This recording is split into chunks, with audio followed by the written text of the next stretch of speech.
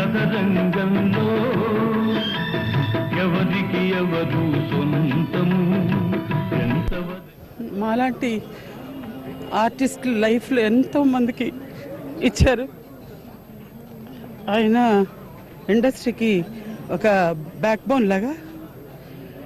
ఆయన ఈరోజు లేదు అంటే ఇండస్ట్రీ బ్యాక్ బోన్ లేని మనిషి ఎలా ఉంటాడో అర్థం చేసుకోండి. ఇండస్ట్రీ కూడా అలాగే.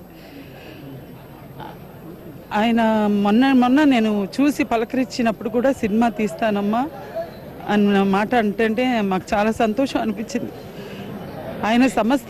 ఆయన సంస్థలో చెయ్యని వాళ్ళు లేరు అంటే చెప్పుకుంటే ఆశ్చర్యం. కానీ అందరూ చేశారు.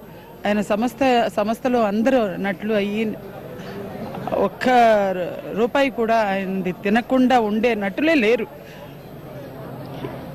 అలాంటి మహానుభావుడు ఈరోజు లేరు అని మనం అనుకుంటున్నాం. కానీ అసలు ఆయన బాడీ, ఆయన శరీరం అయితే లేదు, కానీ ఆయన మనస్సు అనేది ఈ రామానాయుడు సంస్థకే అంకితం. ఆయన ఈ సంస్థలో ఈ స్టూడియోలు ఎప్పుడూ ఉంటూనే ఉంటాడు. అది మాత్రం ఖచ్చితం.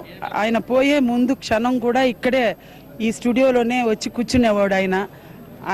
ఆయనకున్న విల్ పవర్ ఇంకెవరికి ఉండదు.